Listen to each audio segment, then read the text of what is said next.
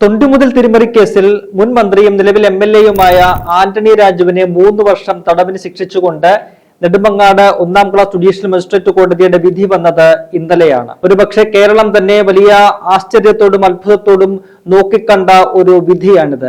കാരണം ഏതാണ്ട് 35 വർഷം മുൻപ് നടന്ന ഒരു സംഭവം. ആ സംഭവത്തിലാണ് ഇപ്പോൾ ഏറെ നീണ്ട നാളുകൾ നടന്ന നിയമ പോരാട്ടത്തിനൊടുവിൽ പ്രതികൾ 2 പേർ ശിക്ഷിക്കപ്പെട്ടിരിക്കുന്നത്. ഈ കേസിൽ 2ാം പ്രതിയാണ് ആന്റണി രാജു MLA. ഒപ്പം തന്നെ 1ാം പ്രതി KS ജോസ് എന്ന് പറയുന്ന ഒരു സർക്കാർ ഉദ്യോഗസ്ഥനായിരുന്നു. ഈ 2 പേരെയും 3 വർഷത്തെ തടവിനാണ് കോടതി ശിക്ഷിച്ചിരിക്കുന്നത്. 6 വകുപ്പുകളിൽ ഇവർ കുറ്റക്കാരാണെന്ന് കോടതി കണ്ടെത്തിയിരുന്നു. അതിന് പിന്നാലെയാണ് ഓരോ വകുപ്പുകളിലും പ്രത്യേകം തടവ് ശിക്ഷയും പിഴയും ഒക്കെ തന്നെ ഉണ്ടെങ്കിലും ഈ തടവ് ശിക്ഷയെല്ലാം കൂടി 3 വർഷം ഒന്നിച്ച് അനുഭവിച്ചാൽ മതി. ഒപ്പം തന്നെ പ്രതികൾ 10,000 രൂപ വീതം പിഴയും ഈടാക്കണമെന്നാണ് കോടതിയുടെ വിധി. എന്തായാലും ആന്റണി രാജുവിനെ സംബന്ധിച്ച് വളരെ വലിയ തിരിച്ചടി ഉണ്ടാകുന്ന ഒരു വിധിയാണ്. തിരിച്ചടി എന്ന് പറയുന്നത് ഈ വിധി കൊണ്ടുണ്ടാകുന്ന തിരിച്ചടി മാത്രമല്ല, മറിച്ച് ഒരു ജനപ്രതിനിധി അല്ലെങ്കിൽ ഒരു പൊതുപ്രവർത്തകൻ ഒരിക്കലും ചെയ്യാൻ പാടില്ലാത്ത ചില കാര്യങ്ങളാണ് അദ്ദേഹം അഭിഭാഷകനായിരിക്കെ 1990-കളിൽ ചെയ്തത് എന്നതാണ് വളരെ പ്രധാനപ്പെട്ട ഒരു കാര്യം. കേസിന്റെ പശ്ചാത്തലം നോക്കുമ്പോൾ 1990-ൽ ഓസ്ട്രേലിയൻ സ്വദേശി ഇവിടെ തിരുവനന്തപുരം വിമാനത്താവളത്തിൽ വന്നിറങ്ങുമ്പോൾ ഹാഷിഷ് ഓയിലുമായിട്ടാണ് അയാളെ പിടികൂടുന്നത്. അങ്ങനെ വളരെ നിർണായകമായ ഒരു കേസിൽ തെളിവുകളോടുകൂടി അയാളെ പിടികൂടുന്നു. ഒപ്പം തന്നെ കേസ് രജിസ്റ്റർ ചെയ്ത് തിരുവനന്തപുരം ജില്ലാ സെഷൻസ് കോടതി 10 വർഷത്തെ തടവിന് ശിക്ഷിക്കുന്നു. പിന്നീട് ഇയാളെ രക്ഷിക്കാനായിട്ട് അയാളുടെ അഭിഭാഷക സംഘത്തിലുണ്ടായിരുന്ന ഈ ആന്റണി രാജു ചില അട്ടിമറികൾ നടത്തുകയായിരുന്നു. തൊണ്ടിമുതലായിരുന്ന ഈ പറയുന്ന ഷെഡ്ഡി ഒപ്പിട്ട് വാങ്ങി അതിനകത്ത് കൃത്രിമം നടത്തി പിന്നീട് അത് തിരികെ നൽകി. അങ്ങനെ ഹൈക്കോടതിയിൽ അപ്പീൽ കൊടുത്ത് ആ അപ്പീൽ വഴി ഈ അടിവസ്ത്രം പ്രതിക്ക് പാകമാകുന്നതല്ല, അത് പ്രതിയുടേതല്ല എന്ന് വാദിച്ച് ജയിച്ചുകൊണ്ടാണ് ഈ പറയുന്ന മയക്കുമരുന്ന് കേസിലെ വിദേശിയായിട്ടുള്ള പ്രതിയെ രക്ഷപ്പെടുത്തിക്കൊണ്ട് ഈ പറയുന്ന ആന്റണി രാജു ഉൾപ്പെടെയുള്ളവർ ചില നീക്കങ്ങൾ നടത്തിയത്. എന്തായാലും അതിൽ പിന്നീട് അന്വേഷണ ഉദ്യോഗസ്ഥനായിരുന്ന ജയമോഹൻ എന്ന് പറയുന്ന മുൻ SP അദ്ദേഹമാണ് കൂടുതൽ വിശദമായിട്ടുള്ള അന്വേഷണത്തിനായിട്ട് സുപ്രീം കോടതിയെയും ഒപ്പത്തിനെ സമീപിച്ച് ഹൈക്കോടതി വിജിലൻസിനായി ഇതുമായി ബന്ധപ്പെട്ട് കേസ് കൊടുത്തു. പിന്നീട് ഹൈക്കോടതി വിജിലൻസ് നടത്തിയ അന്വേഷണത്തിലാണ് തൊണ്ടിമുതലിൽ തിരിമറി നടത്തിയെന്ന് കണ്ടെത്തുകയും പിന്നീട് അതുമായി ബന്ധപ്പെട്ടുള്ള അന്വേഷണത്തിലേക്ക് നീങ്ങുകയും അതിൽ കുറ്റപത്രം സമർപ്പിക്കുകയും ഒക്കെ തന്നെ ചെയ്തത്. 2006-ലാണ് ഈ തിരിമറി കേസിൽ ആന്റണി രാജുവിനും ഒപ്പം തന്നെ തൊണ്ടിമുറിയിലെ ക്ലർക്കായിരുന്ന KS ജോസിനുമെതിരെ കുറ്റപത്രം സമർപ്പിക്കപ്പെടുന്നത്. അന്ന് ഏതാണ്ട് 2006 നിയമസഭാ തെരഞ്ഞെടുപ്പിന് തൊട്ട് മുൻപാണ്. അപ്പോഴേക്കും ആന്റണി രാജു അഭിഭാഷകൻ എന്നതിനേക്കാൾ ഉപരി ഒരു രാഷ്ട്രീയ നേതാവ് എന്ന നിലയിലേക്ക് അദ്ദേഹം വളർന്ന് കഴിഞ്ഞിരുന്നു.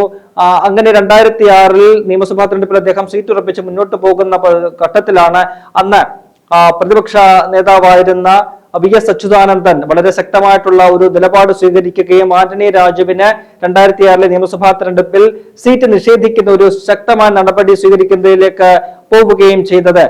പിന്നീട് അവിടെ തിരുവനന്തപുരം സെൻട്രലിലാണ് അദ്ദേഹം മത്സരിക്കാൻ അന്ന് സജ്ജമായിട്ടിരുന്നത്. എന്നാൽ പിന്നീട് മറ്റൊരു സ്ഥാനാർത്ഥിയെ അവിടെ മത്സരിക്കുകയായിരുന്നു ചെയ്തത്.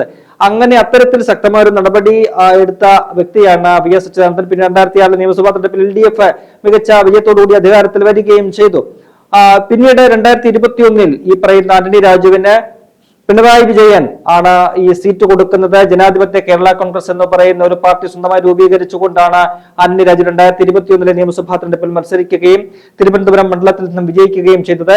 ഒറ്റ അംഗമുള്ള ഒരു പാർട്ടിയായിരുന്നു ആന്റണി രാജുവിന്റെ ജനാധിപത്യ കേരള കോൺഗ്രസ്. അങ്ങനെ ഒറ്റ പാർട്ടികൾക്ക് മന്ത്രിസ്ഥാനം വീതം വെച്ച് നൽകാം എന്നുള്ള ഒരു തീരുമാനത്തിന്റെ അടിസ്ഥാനത്തിൽ ആദ്യത്തെ 2.5 വർഷം 2023 വരെ ആന്റണി രാജു ഗതാഗത മന്ത്രിയായിട്ട് തുടരുകയും ചെയ്തു.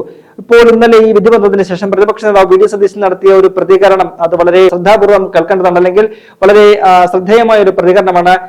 പ്രതിപക്ഷ നേതാവ് പറഞ്ഞത് ഈ ആന്റണി രാജു ഇത്തരം ഒരു കേസിൽ ക്രിമിനൽ കേസിൽ പ്രതിയാണെന്ന് അറിഞ്ഞുകൊണ്ടാണ് പിണറായി വിജയൻ ആന്റണി രാജുവിന് അവിടെ സീറ്റ് കൊടുത്തത് എന്ന് മാത്രവുമല്ല, ജയിച്ചു വന്ന ആന്റണി രാജുവിനെ മന്ത്രിസഭയിൽ ഉൾപ്പെടുത്തുകയും ചെയ്തു പിണറായി വിജയൻ എന്നതാണ്. അതായത് ഇത്തരത്തിൽ ഒരു കേസിൽ ഉൾപ്പെട്ടയാളെ മത്സരിപ്പിച്ച് നിയമസഭയിലേക്ക് മത്സരിപ്പിച്ച് ജയിപ്പിച്ചു എന്ന് മാത്രമല്ല, അയാളെ സ്വന്തം മന്ത്രിസഭയിലെ ഒരു അംഗമാക്കി മാറ്റാനും പിണറായി വിജയൻ മുൻകൈയെടുത്തു. പിണറായി വിജയനെ സംബന്ധിച്ച് അദ്ദേഹത്തിന് ഈ പറയുന്ന ആന്റണി രാജുവിനെതിരായ കേസിന്റെ ഗൗരവം അറിയാം. അത്തരത്തിലൊരു കേസിൽ ആന്റണി രാജു പ്രതിയാണെന്നുള്ള കാര്യം അറിയാം. അതൊക്കെ അറിഞ്ഞു വെച്ചുകൊണ്ടാണ് പിണറായി വിജയൻ അയാളെ സീറ്റ് നൽകുകയും ഒരു പാർട്ടിക്ക് ആ പാർട്ടിക്ക് സീറ്റ് കൊടുത്തില്ലെങ്കിലും എന്തെങ്കിലും സംഭവിക്കാൻ പോകുന്നില്ല LDF-നെ സംബന്ധിച്ച്. അത്തരം ഒരു പാർട്ടിക്ക് സീറ്റ് കൊടുത്ത് അയാളെ ജയിപ്പിച്ചു കൊണ്ടുവന്ന് അയാളെ ആദ്യത്തെ 2.5 വർഷം തന്നെ മന്ത്രിസഭയിലും ഉൾപ്പെടുത്തി എന്ന് പറയുമ്പോൾ പിണറായി വിജയൻ ഇതൊക്കെ തന്നെ അറിഞ്ഞുകൊണ്ടാണ് ചെയ്തത്. വി. ഡി. സതീശൻ പറയുന്നത് അത്തരത്തിൽ കൊള്ളക്കാരെയും കള്ളന്മാരെയും ക്രിമിനലുകളെയും ഒക്കെ തന്നെ ചേർത്തു പിടിക്കുന്ന ഒരു സമീപനമാണ് പിണറായി വിജയൻ ഉള്ളത് എന്നാൽ നമുക്കറിയാം. ഇപ്പോൾ പിണറായി വിജയന്റെ മന്ത്രിസഭയിൽ അല്ലെങ്കിൽ ഇടതുപക്ഷത്തെ MLA-മാരിൽ പലരും ഇത്തരത്തിൽ വലിയ ക്രിമിനൽ കേസുകളിൽ പ്രതികളായിട്ടുള്ളവരെ, ബലാത്സംഗ കേസിൽ പ്രതികളായിട്ടുള്ളവരെ, മന്ത്രിസഭയിൽ തന്നെ നിരവധി സ്ത്രീ പീഡന കേസുകളിലൊക്കെ തന്നെ പ്രതികളായിട്ടുള്ളവരൊക്കെ തന്നെ ഉണ്ട്.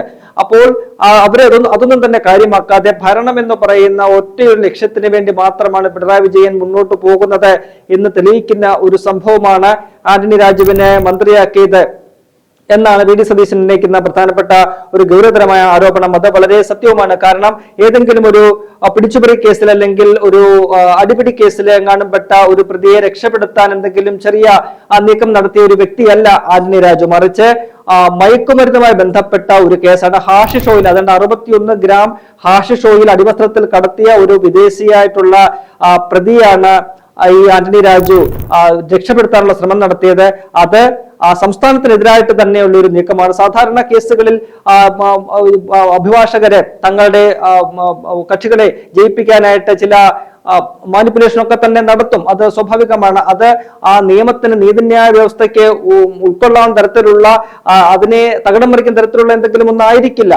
എന്നാൽ ആന്റണി രാജുവിനെ സംബന്ധിച്ച് ആന്റണി രാജു ഒരു പ്രതിയെ രക്ഷപ്പെടുത്താനായിട്ട് ആ തൊണ്ടി മുതലിൽ ഒരു സ്റ്റേറ്റിനെതിരായിട്ടുള്ള ഒരു നിലപാടാണ് അല്ലെങ്കിൽ ഒരു പ്രവൃത്തിയാണ് അദ്ദേഹം നടത്തിയത്. പ്രോസിക്യൂഷനെ പരാജയപ്പെടുത്താനായിട്ട് പ്രോസിക്യൂഷന്റെ പ്രധാനപ്പെട്ട തെളിവുകളിലൊന്നായ തൊണ്ടി മുതല് അത് കൈപ്പറ്റിയത് തന്നെ വലിയൊരു വഞ്ചനയിലൂടെയാണ്. അതായത് ഈ പറയുന്ന ഓസ്ട്രേലിയൻ സ്വദേശി അയാള് ശിക്ഷിക്കപ്പെട്ട് ജയിലിൽ കഴിയുമ്പോൾ അയാളുടെ ബന്ധുവെന്ന പേരിൽ ഒരാൾ വന്നുകൊണ്ട് ഈ വിചാരണയുമായി ബന്ധപ്പെട്ടല്ലാതെയുള്ള ഈ പ്രതിയുടെ മറ്റ് വസ്തുക്കൾ, വസ്ത്രം ഉൾപ്പെടെ മൊബൈൽ ഫോൺ ഉൾപ്പെടെയുള്ളവ തങ്ങൾക്ക് തിരികെ നൽകണം എന്നൊരു ഹർജി കൊടുത്തു. ആ ഹർജി അനുവദിക്കുന്നു.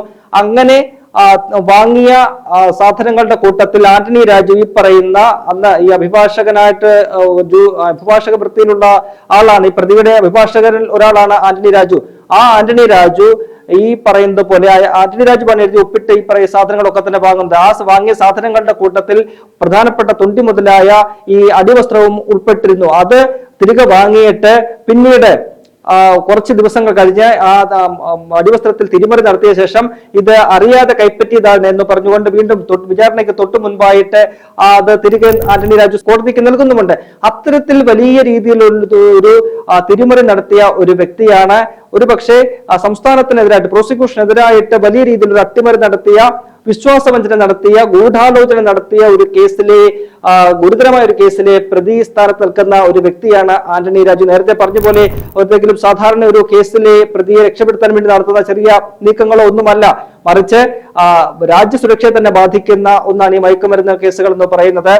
ആ അത്തരത്തിൽ കേസിൽപ്പെട്ട ഒരു വിദേശിയായിട്ടുള്ള ഒരു പ്രതിയെ രക്ഷപ്പെടുത്താനായിട്ട് തൊണ്ടുമുതലിൽ പ്രോസിക്യൂഷന്റെ പ്രധാനപ്പെട്ട തെളിവുകളിൽ ഒന്ന് നശിപ്പിക്കുക, അല്ലെങ്കിൽ അതിനകത്ത് മാനിപ്പുലേഷൻ നടത്തിക്കൊണ്ട് ആ പ്രതിക്ക് രക്ഷപ്പെടാനുള്ള പഴുതുകൾ ഒരുക്കുക എന്ന് പറയുന്നത് സംസ്ഥാനത്തോട് നടത്തുന്ന ഒരു വെല്ലുവിളിയാണ്.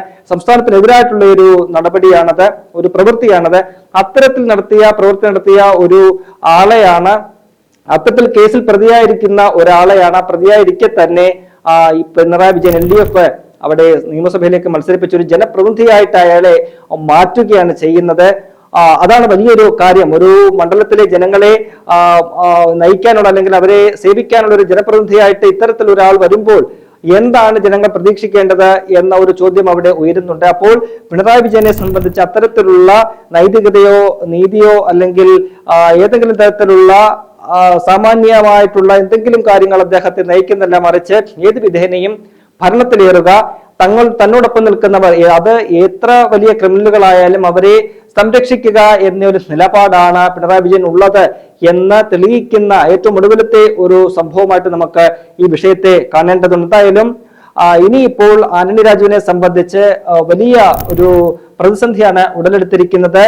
ഈ വിധിയിൽ അപ്പീൽ കൊടുക്കാനുള്ള നീക്കം ആന്റണി രാജു നടത്തുന്നുണ്ട്. ഹൈക്കോടതിയിൽ അപ്പീൽ കൊടുത്ത് ഹൈക്കോടതി ഇത് സ്റ്റേ ചെയ്യുകയോ റദ്ദാക്കുകയോ ചെയ്തില്ല എന്നുണ്ടെങ്കിൽ ആന്റണി രാജുവിന് ഇനിയിപ്പോൾ വരുന്ന നിയമസഭാ തെരഞ്ഞെടുപ്പിൽ മത്സരിക്കാനുള്ള ഒരു സന്നദ്ധതയുമായിട്ട് മുന്നോട്ട് പോവുകയാണ്. അതിനുള്ള സാധ്യത ഇല്ലാതെയാകും. മാത്രവുമല്ല, ഈ വിധിപ്പകർപ്പ് വരുന്ന നിമിഷം മുതൽ തന്നെ വിധിപ്പകർപ്പ് പുറത്തു വന്നാൽ ഉടൻ തന്നെ ആന്റണി രാജുവിനെ MLA സ്ഥാനത്തു നിന്നും അയോഗ്യനാക്കിക്കൊണ്ട് നിയമസഭാ സെക്രട്ടേറിയറ്റ് വിജ്ഞാപനം പുറപ്പെടുവിക്കേണ്ടി വരും. അത്തരത്തിൽ ഉള്ള കാര്യങ്ങളൊക്കെ തന്നെ നീക്കങ്ങളൊക്കെ തന്നെ ഇനിയിപ്പോൾ നടക്കേണ്ടതുണ്ട്.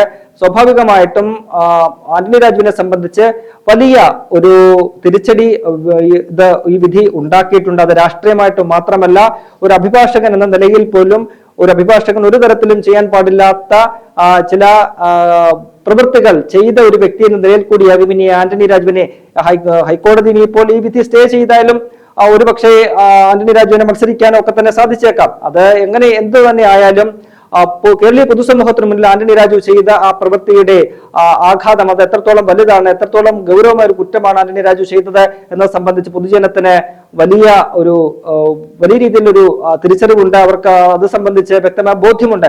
അതുകൊണ്ട് തന്നെ ഇനിയിപ്പോൾ മേൽക്കോടതികൾ അത് സ്റ്റേ ചെയ്താൽ പോലും ആന്റണി രാജു എന്ന് പറയുന്ന ഒരു ജനപ്രതിനിധിയെ ജനങ്ങൾ എങ്ങനെ നോക്കിക്കാണും എന്നത് സംബന്ധിച്ച് ആർക്കെങ്കിലും ഒരു സംശയം ഉണ്ടാകേണ്ടതില്ല. അത് ഒരു തരത്തിലും ഒരു ജനപ്രതിനിധി അല്ലെങ്കിൽ ഒരു അഭിഭാഷകനും ചെയ്യാൻ പാടില്ലാത്ത തരത്തിലുള്ള കാര്യങ്ങൾ തന്നെയാണ് ആന്റണി രാജുവിന്റെ ഭാഗത്തുനിന്നുണ്ടായത് എന്നതിൽ യാതൊരു സംശയമില്ല. അപ്പോൾ പ്രതിപക്ഷ നേതാവ് പറഞ്ഞതുപോലെ ഈ മുഖ്യമന്ത്രി പിണറായി വിജയൻ ഇതെല്ലാം അറിഞ്ഞു വെച്ചുകൊണ്ട് ആന്റണി രാജുവിനെ സംരക്ഷിക്കുകയായിരുന്നു, ആന്റണി രാജുവിനെ മന്ത്രിസഭയിൽ അംഗമാക്കുകയായിരുന്നു. 2006 VS അച്യുതാനന്ദൻ സ്വീകരിച്ച ശക്തമായ ഒരു നിലപാട് ആന്റണി രാജുവിനെ ഉറപ്പിച്ചിരുന്ന സീറ്റ് നിഷേധിക്കുന്ന ഒരു ശക്തമായ നിലപാട് എടുക്കാൻ അന്ന് VS അച്യുതാനന്ദന് സാധിച്ചുവെങ്കിൽ ഇപ്പോൾ മുഖ്യമന്ത്രിയായിരിക്കുന്ന പിണറായി വിജയൻ അത്തരത്തിലുള്ള ഒരു ആർജവം ഇല്ലാതെ പോകുന്നു. അതെന്തുകൊണ്ട് എന്നൊരു ചോദ്യമാണ് ഉയരുന്നത്. അതിന് പല കാരണങ്ങളും നമ്മൾക്ക് പറയാൻ കാണും. കാരണം മുഖ്യമന്ത്രി തന്നെ പല കേസുകളിലും സംശയനിഴലിൽപ്പെട്ട് നിൽക്കുന്നു. മുഖ്യമന്ത്രിയുടെ കുടുംബത്തിലെ മകൾ പോലും പല കേസുകളിലും ഇങ്ങനെ സംശയനിഴലിൽ നിൽക്കുകയാണ്. അപ്പോൾ അത്തരത്തിലൊരാൾക്ക് മറ്റൊരാളെ എങ്ങനെ കൈവിടാൻ കഴിയും എന്ന ചോദ്യമാണ് ഇവിടെ ഉയരുന്നത്.